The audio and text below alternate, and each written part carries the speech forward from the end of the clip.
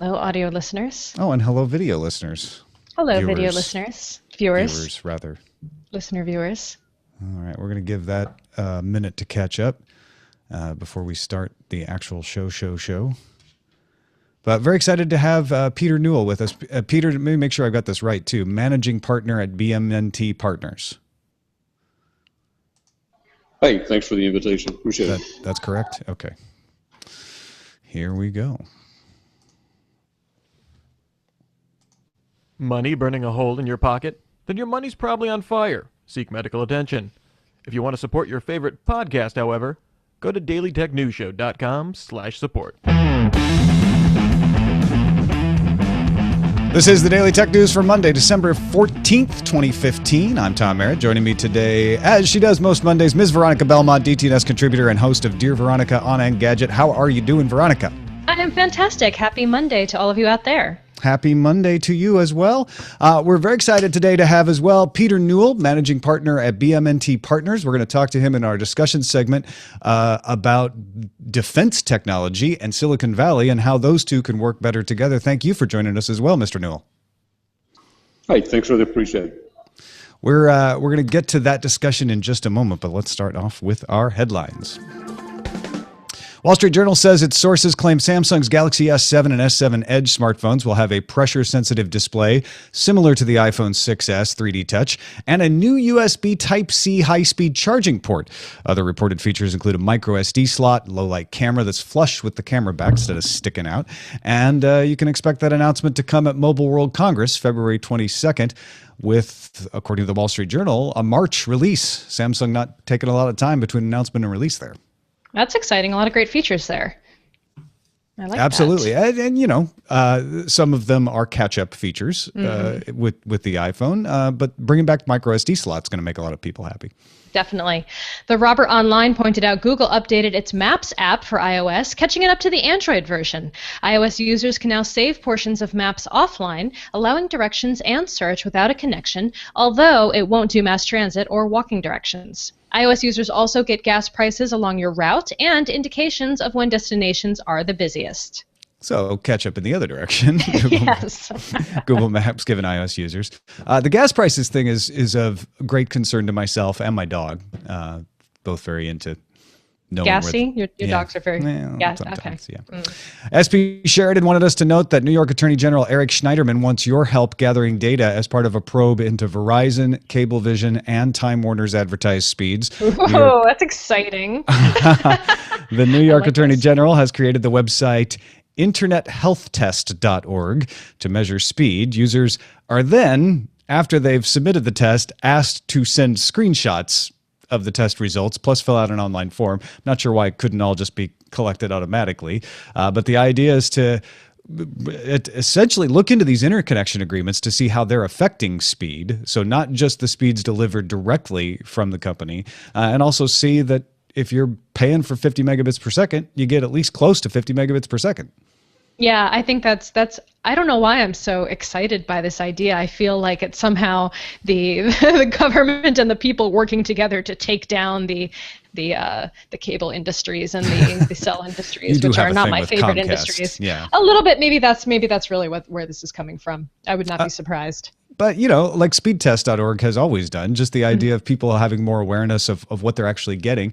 There are very good reasons why you won't always get the advertised speeds. And I think in the defense of the ISPs, that needs to be taken into account. But well, you can say in the data defense is of good. them, but also, you know, they have to modify their advertising accordingly. If they can't promise certain speeds and then have a tiny asterisk saying, well, it's not always going to be that good. Actually, it's really never going to be that good. It's never, nothing's ever going to be constantly at top rated speed, though. I mean, but a lot of people aren't regularly getting even close to the amount of speed that's that where the being data promised. collection becomes important. Mm-hmm. The U.S. FAA launched its drone registration program today. Interesting stuff. Starting December 21st, owners of drones weighing more than 250 grams and less than 25 kilograms will need to register their machines. Registration will be free for 30 days and cost $5 afterwards. Not too bad. Pilots must be at least 13 years of age and carry a copy of their registration during drone operation. A registration number must be clearly marked on all drones owned by that pilot. Current drone owners have until February 19th, 2016 to register, and people who buy a drone after December 21st will need to register before they can fly them. This is actually pretty reasonable. Register once, put the number on all the drones you own. Oh, yeah. It helps people understand what the rules are. I think the only thing that's going to give people pause is having to pay $5, which is, if I've got this right, the same amount that any pilot pays, no matter what size the aircraft. And the FAA says that they are required by law to collect that fee anytime they do some kind of registration like this. To me, this is shockingly easy and seems to be a really good compromise, I think, for both parties. And I'm sure there will be complaints from drone owners about it, but I don't really know if they're very founded at this point. I look forward to Darren Kitchen's new sub 250 gram drone racing that he is going to start doing. I'm not even kidding.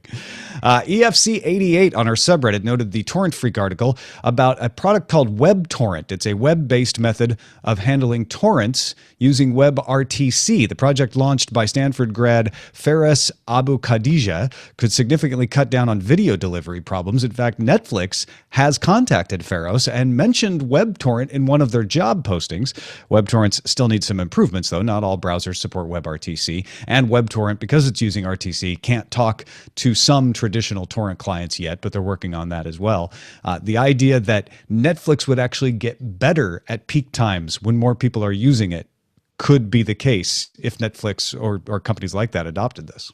To veer off topic again, Ian in the chat room notes that ham radio operators pay more than $5 for their license. So there you go. Pilots are getting off easy.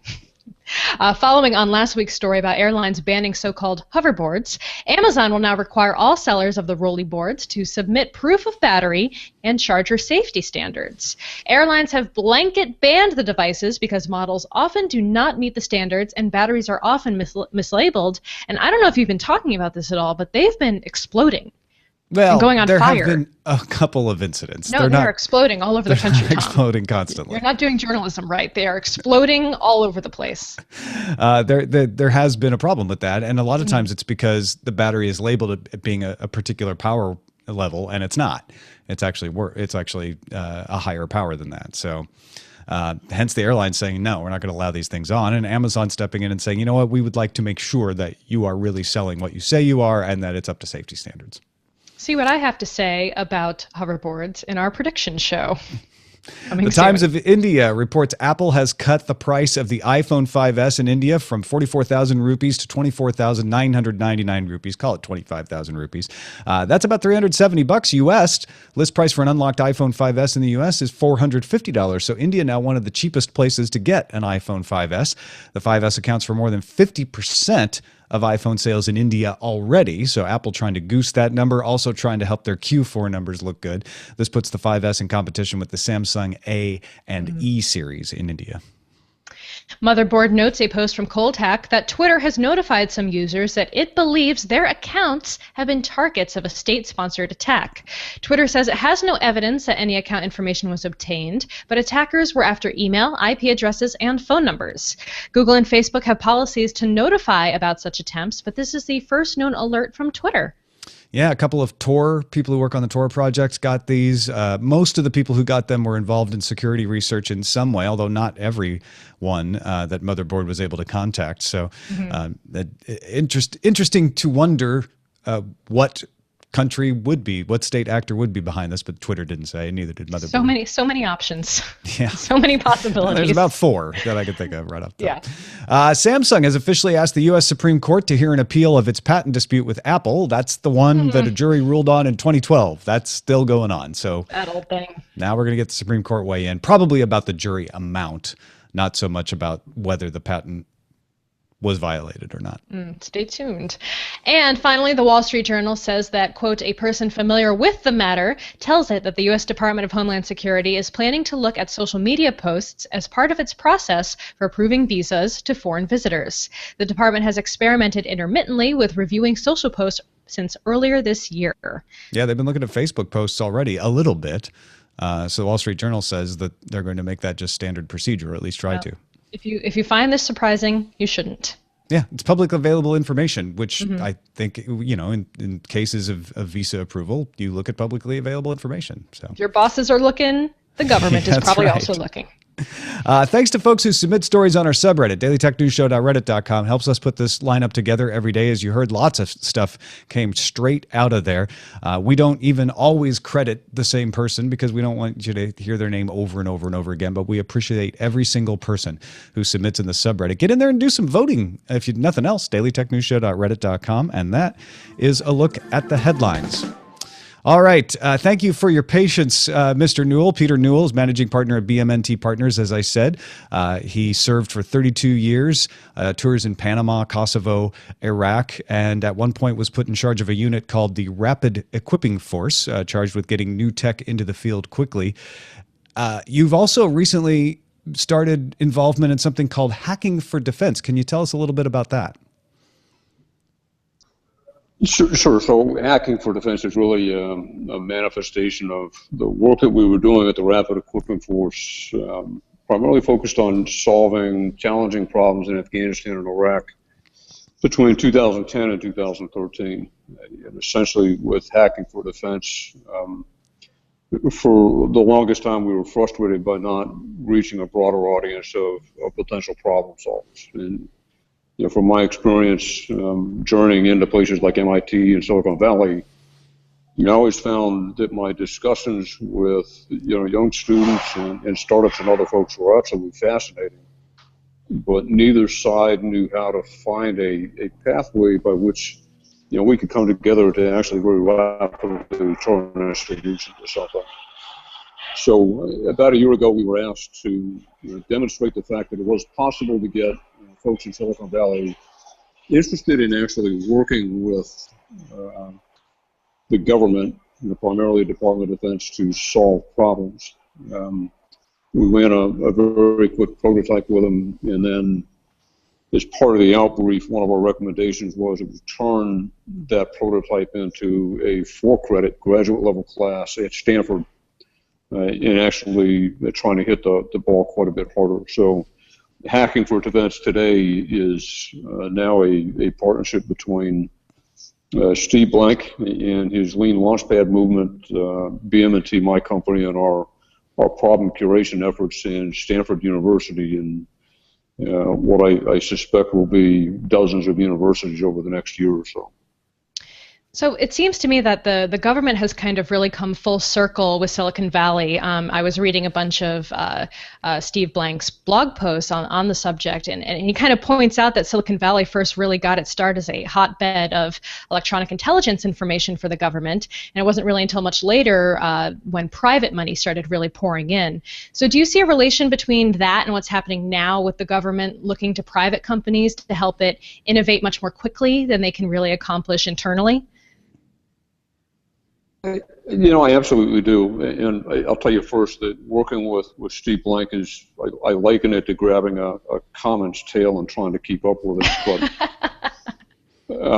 he's got such a deep history of understanding of defense applications and how it actually transpired in Silicon Valley. So he's written a great piece on the history of defense innovation in the Valley, and quite honestly, this isn't a resurgence. It's always been there in some way, shape, or form. The real challenge is that, no longer is it government funding incubating change within technology. Now the technology companies have vastly more resources than the government does, and the fact that technology is changing so fast that the government systems can no longer identify a problem, articulate that problem, source a solution, and apply a solution before the underlying technology or the underlying problem have changed so much that none of it is valid anymore. So, most folks, they like to talk about dollars and cents and how, there'll be vast investments in Silicon Valley. Those of us who've been at this for a while will tell you that the real change will be the incorporation of lean principles and the impact of increasing the speed at which the government can actually perform these myriad of tasks in order to keep up with the change in technology. So it's really all about the speed and the ability to iterate very quickly on ideas that's attractive to the Defense Department and other organizations within the government and military.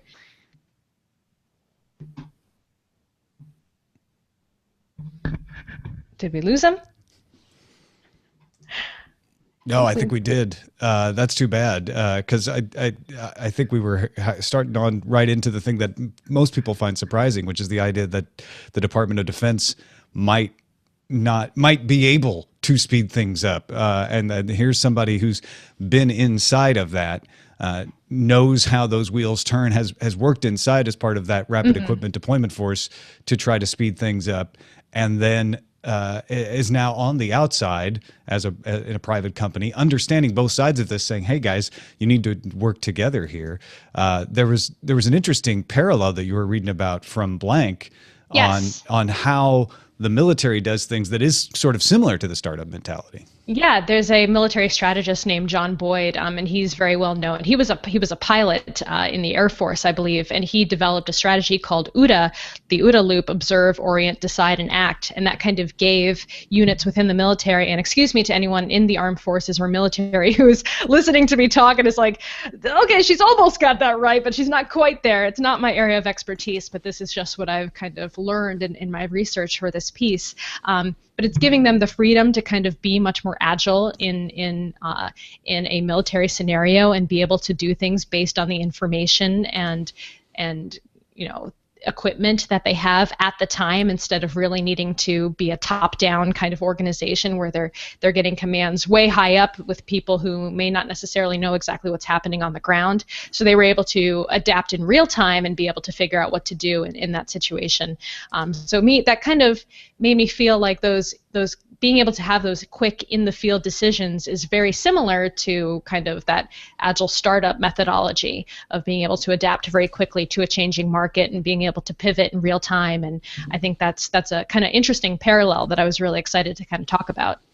There's another story on CaliforniaSunday.com that you found, which goes in a lot to how Peter Newell came about doing this sort of work.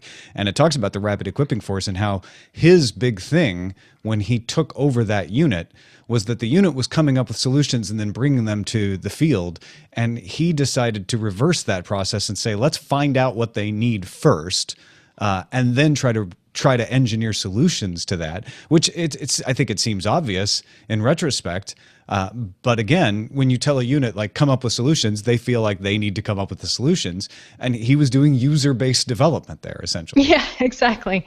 It was like real-time, like A/B testing in a sense. But I was also really curious about why he decided to go completely into the private sector instead of going into defense contracting, and kind of what the differences between those two different areas are, because a lot of people who leave the active military then do go on to defense contract work, because there's a lot of similarities there. And so he would have had every opportunity to go make a lot of money probably working for a defense contractor, but instead he chose the startup route and really did his own company, helping to connect the military and the armed forces and the Defense Department with people who are working in startups who they just want to solve problems. I mean, I think that was one of his real interesting watershed moments, was going to engineers at big companies like Google and being like, we have this problem.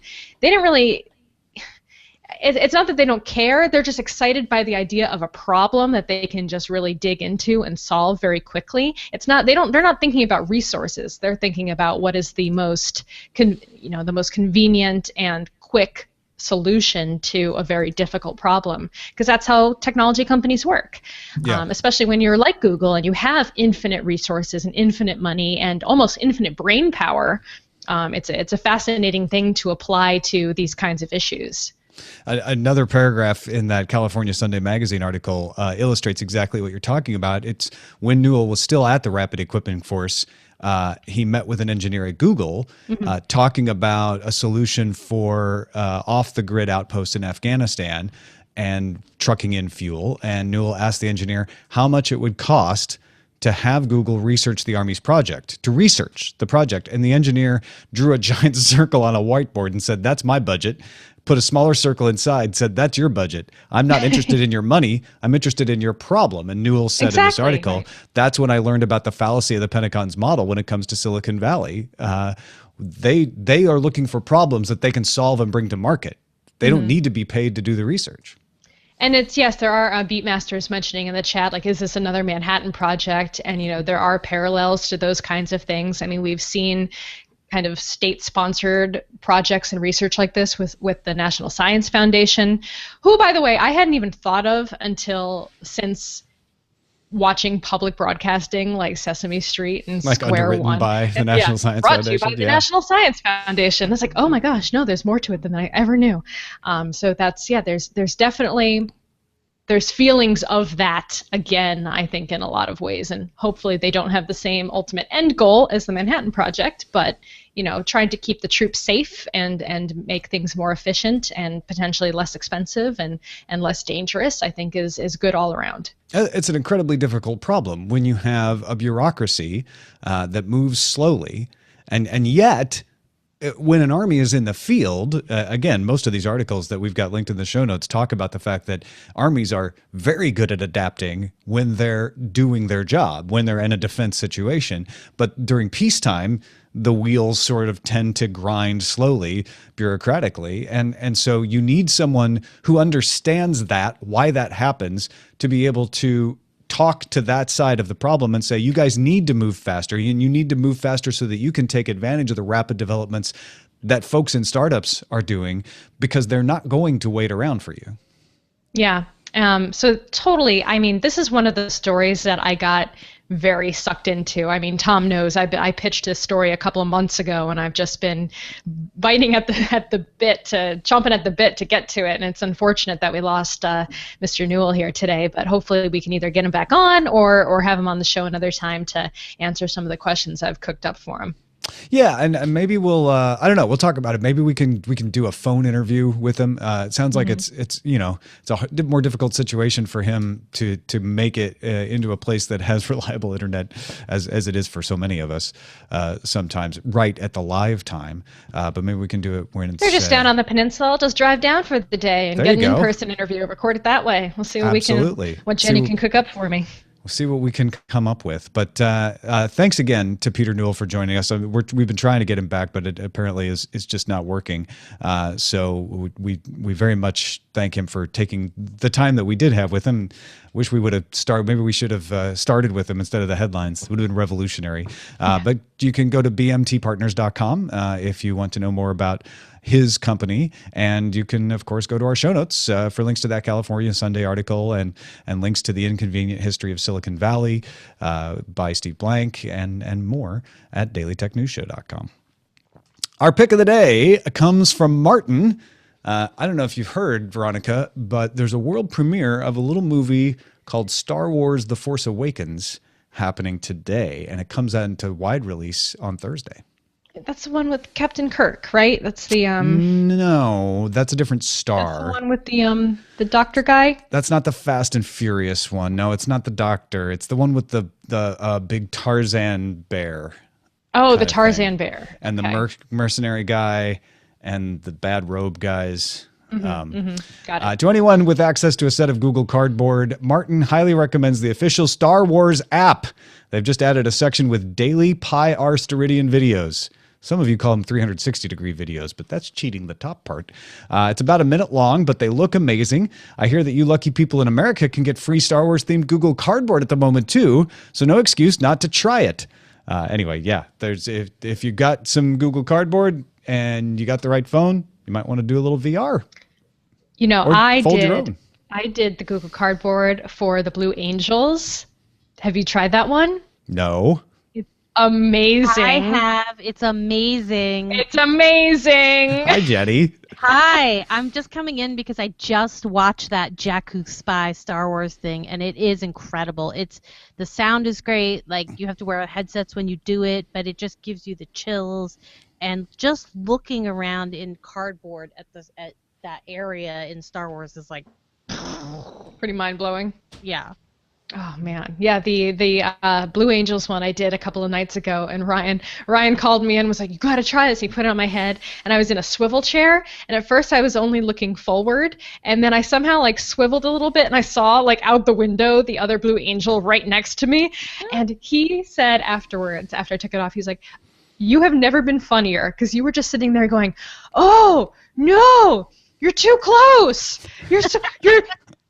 No, you're so close. You're like 6 inches away. And I kept like making all these really like whoa noises. So I highly recommend it. I should mention though that the Star Wars branded ones are completely sold out.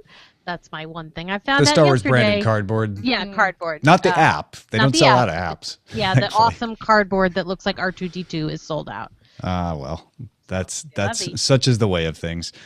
Send your picks to us, folks. Feedback at dailytechnewsshow.com. You can find my picks at dailytechnewsshow.com/picks. A couple of messages. I'm not going to read the entire Slack conversation I had with Christian, and it's actually still going on, but I've got some excerpts in the show notes. And essentially, it's feedback to Friday's show where we were talking about SHA-1 and the transition to SHA-2 and how SHA-2 is much more secure. But if we cut off SHA-1 on January 1st, that's going to leave a lot of people unable to access websites at all in some cases. Christian says, my background is in networking and security. I'm quite often of Darren's opinions. However, I personally think a dualistic approach would still be a lot more favorable than significantly delaying SHA-2 deployment. Darren talks about a downgrade attack, and he's right with that. However, if we look at this from an individual view, let's say I do my online banking. If an attacker did generate a SHA-1 collision, I'm screwed full stop. However, if the bank also offers SHA-2 and I have a modern browser which only accepts SHA-2, I'm still secure. He's like, look, the bad actors are going to spend a lot of money on something that's widely available, but if SHA-2 is in most places, that might discourage them. And he suggests the combined SHA-1, SHA-2 approach with a clear end date that Facebook is proposing, as well as is Cloudflare. I have to say the opposite side of this is, yeah, but there was a clear end date for SHA-1 and people still are using devices that can't take advantage of SHA-2. So if we do this next clear end date, what's to say that we won't have the same problem when we get to that clear end date? But I'm with Christian, as was made clear on Friday. But I think there's good arguments on both sides of this story. Finally, Josh from Yay, It's Springtime During Winter, Pennsylvania, was listening to our discussion on Tokyo's drone squad in Friday's show. Did you see that, Veronica? The net? So the drone squad is mostly going to be observing for drones and making sure they don't fly in restricted areas. But they also have, I think more as a publicity stunt, a drone with a net that can catch other drones. Josh says, I think the best way to take out a drone would be a shotgun with bird shot. It's designed to take out a small airborne target. It's also small enough not to be dangerous on free fall. Maybe what we need are rubber bird shot, something that can wipe out the props, but not pierce the battery or the payload. Interesting. Yeah. So I don't know that would go over so well in Japan or in Tokyo, especially as dense as it is. Rubber bird shot. But rubber bird shot is pretty elegant, right? Takes out the propellers, but you're not risking a fire. What about a slingshot? Or a slingshot. Why are we just not using slingshots? So it takes a little more skill, but train up some drone slingshotters. I like it. It's a good idea. Thanks to everybody who sends us email at feedback@dailytechnewsshow.com. We definitely appreciate it. Thanks again to Peter Newell for taking the time to talk with us as much as he could today, managing partner at BMNT Partners. And thanks to Veronica Belmont, twitter.com/Veronica. You can watch Dear Veronica at engadget.com/Dear-Veronica. You're in the headlong dash to finish those for the end of the year, right? Oh yeah, I've got like 3 or 4 episodes I have to shoot in the next week. So please, guys, I really need questions. I really need questions. If you want me to answer holiday questions, that would be super fun. I'm doing a little guide, like some Steam gifts for boys and girls. We've got some fun stuff. So not that. I got that covered. But if you want any other questions, just post them on Twitter with the hashtag Dear Veronica. You don't even need to put my name in it. Just use the hashtag. I'll definitely see it. It'll be added automatically to my spreadsheet. It's hard because normally we have a lot more time to build up questions, but because I am banking so many episodes in a short amount of time, I need them. I need your questions. Zoe brings bacon Megan, she sent in a question. It got answered. A lot of you out Yay, there Zoe. got questions answered. I love prioritizing you guys because you're the best. So send them in. Send them in, folks. Where do they send them again? On Twitter using the hashtag #DearVeronica. Excellent. Thank you, folks, for supporting the show. dailytechnewsshow.com/support. If you're willing to support the show and you aren't already, we are trying to get to the next milestone in our Patreon funding, which would allow us to add a 6th day of Daily Tech News Show and get it closer to being actually daily. In fact, if you count Mike Range's Saturday posts, there would be something up every day on dailytechnewsshow.com. If we can get to that, we'll get an international perspective. We'll get an entirely new take on tech news. You'll get more DTNS. And if every single person in the audience who doesn't already support the show gave us 38 cents a month, we'd be there like that. Boom. So if you've got 38 cents or you want to spot somebody else who doesn't and give 76 cents, go to patreon.com/DTNS. Our email address is feedback@dailytechnewsshow.com. You can give us a call, 512-59-DAILY, 512-932-459.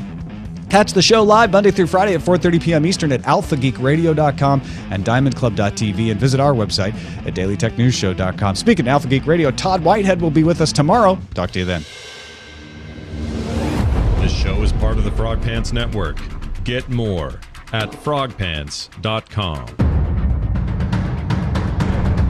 Diamond Club hopes you have enjoyed this program. Well, Got the email. He lost Yeah. Wi-Fi and had weak 4G. yeah. I was like, he doesn't hate us. It wasn't us.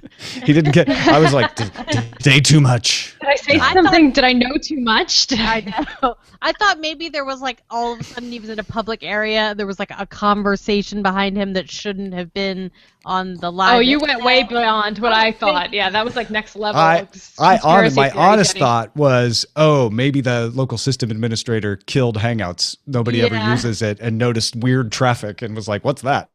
Boom.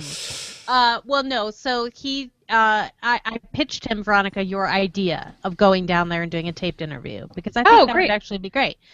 So we'll see if that happens. I've got the gear, so I'm happy to do it. Yeah, we could just put that out as a special follow-up, like, Yeah. perk to people. I think that'd be And great. it doesn't have to be live, and you don't have to worry Yeah. about that. That'd be awesome. Cool. Let's do that. All right. All right. So I'm Right. working with that. I'm gonna work on that. I was so excited at how well it was going, and then I heard nothing, and I was like, oh no. I know. We were just about to get to the really meaty stuff too. I was excited, like seriously meaty stuff. I feel like we covered it. So, like, the information that we wanted to talk about was there, but I wanted to hear his insights Yeah. into that. You Right, know? right. So And I want to that's kind- apologize to any fighter pilots out there. I said that Boyd was a pilot. He was a fighter pilot. And apparently if you say that, if you call a fighter pilot a pilot with an earshot of a fighter pilot, they're going to be very upset. They're gonna fight. So he was a Not fighter just a pilot. He's a fighter pilot. A frickin' fighter pilot. All I right. feel Badass. the need for speed. All right, Showbot. Let's see what we Showbot. got. Showbot, what you got? Startup Wars? That's kind of funny. Schneiderman does whatever an attorney general can. An AG can even. An AG would- can. I Might would- fit if you did that, yeah. Just whatever an AG can. Let's see. See, Ian already wants Veronica interviewing folks around town. Right? Got to pay me more for that. Ah. Patreon. Patrons, would you like Patrons. that? That's a field shoot.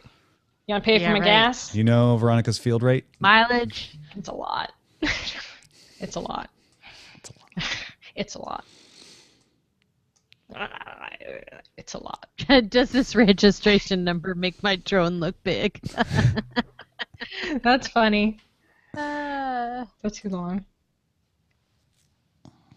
The military That is- internet complex. Yep.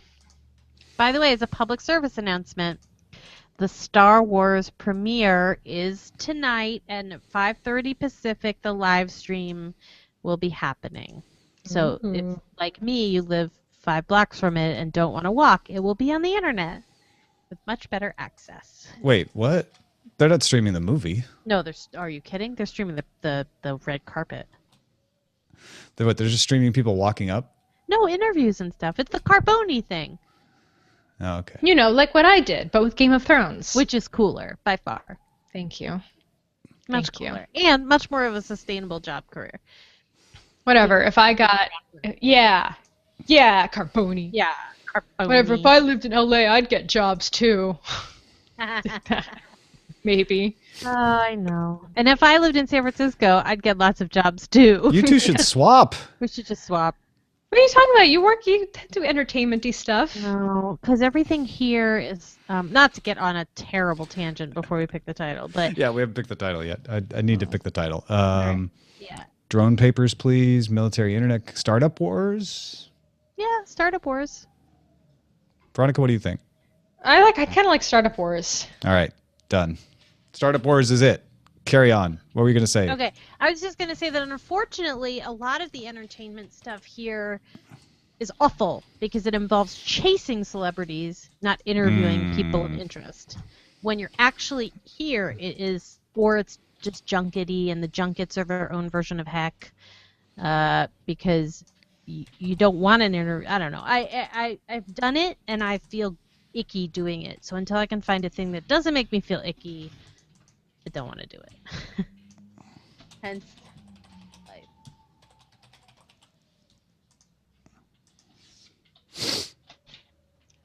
I'm not joking, you guys. I need Dear Veronica questions. Just do the questions. Are they tech related? They can be tech related. They can be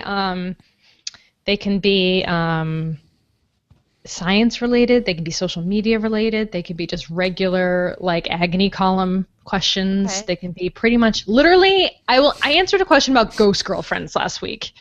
So let's just put that out there. It can be funny. Agony Cheating? column? Yeah, you never heard of Cheating if I ask you a question? If I submit a question, that's a little No, cheating, right? No, I don't think so. My friend Eric submitted a question. Okay. All right. I'll try to think of a question. I'm answering. I'm just doing a question about allergies to electromagnetism because I wanted to talk about it. yeah. I don't have a question, so I'm just going to do an anecdote and then bring on the expert. So I just think it's funny to talk about. So, Dear Veronica, my neighbors don't want a smart meter because they're afraid of electromagnetic radiation. Should I be worried? that's perfect. You could take that out if you want. Well, we had a lady. We were installing. This woman just came up to Ryan when we first moved in and started talking about her allergies to electromagnetism. You know what would be great is if you could get Michael McKean in character to ask that question from the set of Better Call Saul. Oh my God, yes. Oh my God! You Oh should my pitch God! it. Oh my God! Yeah. Such How a am I good gonna? idea. I have to have the video response or video question by the 20th. Well, then save that one and do a thing where you pitch Vince Gilligan that It's when they not get gonna- back to set. Jenny, that's not gonna happen. When they get back to that's not gonna happen. That is not ever gonna happen. Veronica Belmont. I gotta think big. I know. If you haven't learned, you just have to ask and keep asking politely, Yeah. and they'll do it. They'll You do don't it. get 100% of the things you don't ask for. That's right. Or Right? as Yoda would say, do or do not. There is no try. There is no try. There Can I is have a no pony? wussying out. He says Can I have that a part, pony? right? Can I have a Can I have a pony? pony? I had a pony at my birthday party when I was want a pony. 6. Did you really? Five, Tell me I was that. That sounds 5. familiar. I probably Liar. did. There's You were video. 5. Video exists. Okay, so today Pony is all time. soliciting from DTNS chat room, soliciting from post-show viewing audience. If you have pictures from the year in DTNS, please send them to feedback@dailytechnewsshow.com because I, along with some other folks, have been diligently crafting the best of video. And if you have cool, nerdtacular pics, Greg Skinner, if you have, I know he sent me the links already, but I need them again. If you have pictures from all of Tom's hangouts or meetups, of all of Tom's meetups when we talked, when he was off doing things that weren't vacation, leaving me irresponsibly in charge, that would be cool because we don't have our little hangouty section yet. So anyway, there's that. Right, the please- Seattle meetup, the Detroit Seattle meetup. Detroit, because I don't have any pictures of those, and those are the meetups you did this year. So feedback@dailytechnewsshow.com. And also, Tom never took any vacation this year. He just worked. Just FYI. That's funny. I'll be taking one soon. Yep. Vacation. Vacation's Going all I on ever wanted. Although I hate that CES is like the dark cloud hanging over my vacation. Yes, always, Right? always. It's like, oh, rest and relaxation followed by disaster. And Yeah. technically, it should be a little better this year because of the later start, but that's not really true for journalists. No. Or anybody, really, because everybody comes early, because by the time the show starts, all you want for it is for it to end. Well, I'm yeah, like, all I the don't news even breaks have- before the show starts. Yeah, I don't have like my flights aren't finalized yet. Like my hotels aren't finalized yet. Like I don't know where I'm going. I don't have any of my shooting schedule. Like I don't like if my flight from Hawaii is late back into San Francisco and I miss my flight to Vegas that night, like I'm gonna be in big trouble. Like I just don't know what's gonna happen. You I hate not drive. knowing. You could drive. You drive from Hawaii, yeah. Not from Hawaii, from SF. Yeah, how long? But it's like a how long is it 6 from San hours Francisco? from San Francisco, I think? Yeah. Let's just be driving literally all night, I guess. Yeah, yeah. Shooting. I mean, what's the big deal with that? And then Just working Uber. constantly for 7 days. Sounds Yeah. awesome. You could Great. Uber, bill it. Uber to Vegas. Yeah. Yeah. I don't know. They don't see the destination before they accept the ride, do they? You can put it in, but they don't. No, but they don't see it even when you put it No. in, I don't think. That's what one driver was telling me. Anyway. No, they see it. They always ask me. Or maybe it's they can't decline it. Oh. I don't know. He was saying like he can't because he lived in Orange County. Oh, they don't see it. They don't see the location before they accept it. That's before they right. accept it. That's what I. Yeah. Okay, So that's- that way, then they'd be able to decline it, and that would be bad. Yeah. Because he lived in Orange County, and all the rides would take him to LAX or downtown, and he'd always be trying to luck into a ride home before he would end his shift. Mm-hmm. But he couldn't tell, right? So he's like the worst. He's like the only time it really sucked was the night my last ride of the night went to Sherman Oaks, which is way north, and Orange County is way south. I've only ever gotten turned down for cab rides in New York. I've only ever had a taxi driver say, "No, I'm not going there," and then Where drive was it? away. I was in Midtown, and I was trying to get to somewhere else on Manhattan. I wasn't trying to go to like Queens. He or, just didn't like- want to go there. He just didn't want to go there. Yeah, I was like, Crazy. "F you! That's, You have one job." that's normal in New York. I know it is normal in New York. Okay, I gotta take the dog out. Am I free? Okay. You're free. You're free. Okay. Bye, guys. Bye. Bye. Bye. Enjoy Star Wars. I'm so excited for Star Wars. It's going to be a tough time to be on the internet these next couple days. Well, I won't be able to see anything for like a couple of weeks. So. Yeah. Yeah. Good luck, man. Oh, Ellie. He's all asleep. So Jen is good for Thursday. Oh, good. I guess we'll have to pick a topic or something you guys want to talk. Yeah. See if she's got any ideas, anything burning a hole in her brain Hockey. besides something tech related. Well, it could be hockey tech related. We have Eck on all the time. Yeah. But Oh, yeah, wait. So, hold on. I'm looking at the calendar for a second. We're talking about this Thursday. Yep. Okay, and do I have that in the calendar? No, I don't. So, Jen. Cutter. So 2N Jen. 2N Jen. She's a 2N Jen. She's very adamant about that. All right, so I added. Now, do I need to send her an official booking, or will Tom just send her the one the day before? Is she booked? You should probably send it just in Okay. case. Is that ping you or me? That was me, actually.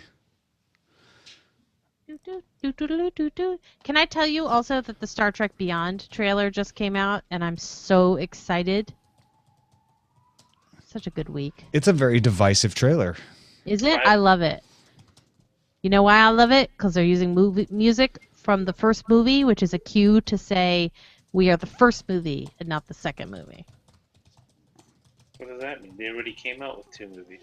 No, I'm saying the second movie was divisive, and so and went in a different direction. And so what they're saying is, in spirit, we are much more like the first movie than we are the third movie. Second movie, sorry. So I liked it. I thought it was awesome. I wish they would change the design of the ship a little bit. Well, it doesn't look like. Well, I won't spoil it, but in case people aren't watching the trailer, but something changes about the design of the ship. Put it that way. But yeah, the only thing I think I just got what you were saying. Yeah. The only thing I have concerns about are those uniforms. Like, I don't love them, but it's fine.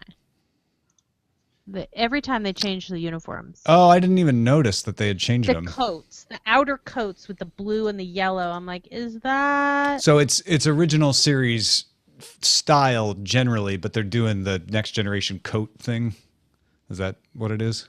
Yeah, it's like the very formal shouldered look that is sort of TNG-ish. But it's still solid color, right? Not the two-tone. It's got a very rough texture. As if they modeled it. Well, no, I'm not going to say it because I love him too much. Anyway. If you get a chance, either one of you should watch Chaos on the Bridge, which is a short little documentary done by William Shatner about the start of Star Trek: The Next Generation and all the machinations and all the like back and forth and like. I don't know.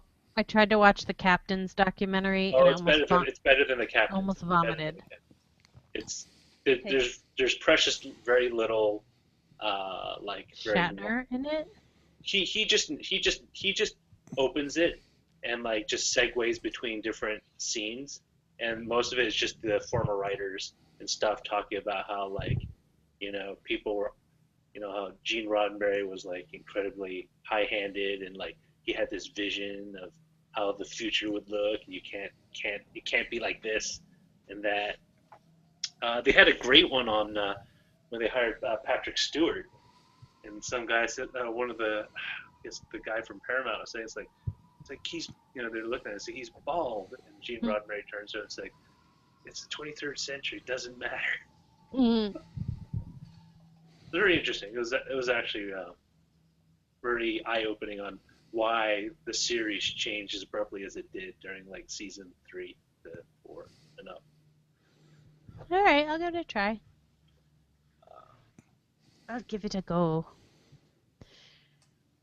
All right, so who in the post-show world is going to make the Ellie grows up montage for my best of video?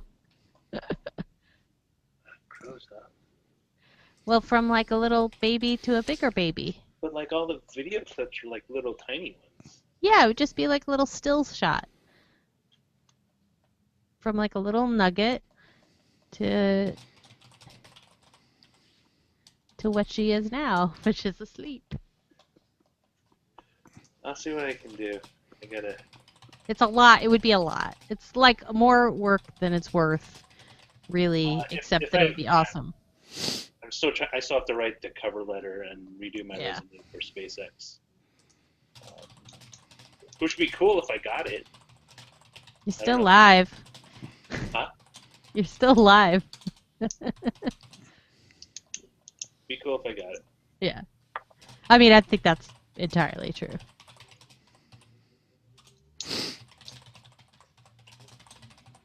Yes, W. Scottus one. Just take clips from the Hangouts is a full-time occupation. Just take clips from the Hangouts every That's how day, you would do it if you did it. all year long. Yeah, I can't do that. When was Ellie born? 27th of January. Wow. Coming up to a year. Oh my gosh, she's gotten heavy too. 3 weeks ago she was 20 pounds. Wow. No, 19 pounds. Now she's like 22. And she's longer. I noticed when I change her diapers, her feet reach my face. Yeah. Than they used to. As the bruises can attest.